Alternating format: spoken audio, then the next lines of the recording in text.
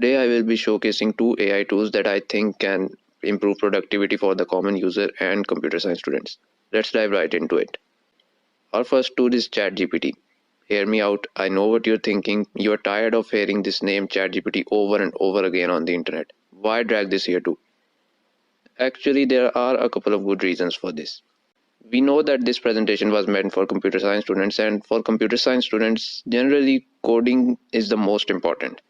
And in my experience, ChatGPT is the most reliable when it comes to results related to coding questions. Pair that with the second fact that it is very convenient to use on all platforms as compared to something like Bard. Bard limits the amount of questions you can ask in a conversation, while ChatGPT doesn't.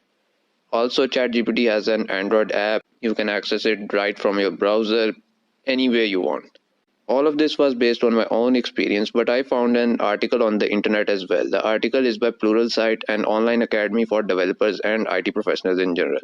Here is a small snippet from the article that was meant to compare ChatGPT and Bard head to head when it comes to coding results, and ChatGPT wins out here. I will link the full article in the description if you want to check it out by yourself. Moving on to its uses, starting from the everyday user. It can act as a sort of virtual assistant for you. It can help create to-do lists, it can answer your queries, or as in the example below, it can help you create your own schedule. Here I gave it a series of tasks, told it I had free time from 8 am to 11 am, create a schedule for me. It automatically created a schedule instead of me having to waste another 5 minutes of my time trying to figure out a schedule for myself. And the sky is the limit here. You can do whatever you want with it. That is why I use the word virtual assistant. It can do anything for you as long as you do not require any image or video output. Now for computer science students, ChatGPT can help you understand complex pieces of code. Let's say you don't understand a particular piece of code. You can provide it to ChatGPT and ask it to explain it to you, just like I have tried in the example below. ChatGPT can also debug programs for you, meaning it can point out errors in your programs that you might have missed by yourself. It can save you from wasting hours of scouring through forums like Stack Overflow, hoping to find an answer. Instead of that, you can directly ask ChatGPT, which is probably already trained on that data, so it can directly give an answer to you. Do note that ChatGPT cannot give you image output in case you need a logo for your assignments. This is where our second AI tool comes in, Luca AI. As you might have already guessed, it is an image generating AI tool. It is used to create logos. It can be used for different purposes like personal branding on social media profiles.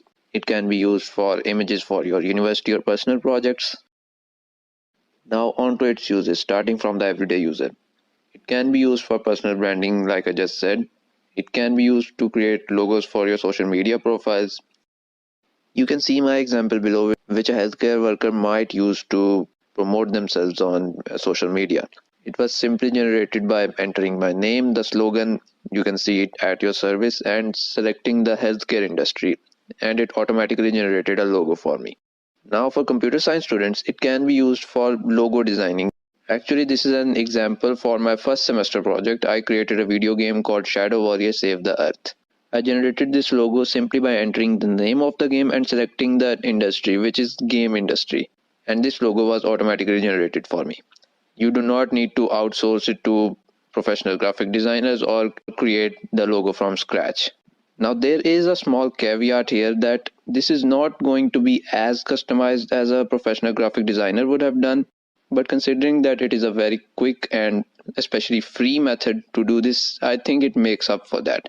Let's be honest, if you are a student like me, you cannot afford to hire a professional graphic designer. We can barely afford our own lunch. Anyhow, that is it for my presentation. I hope I was able to provide some value. Thank you very much for watching.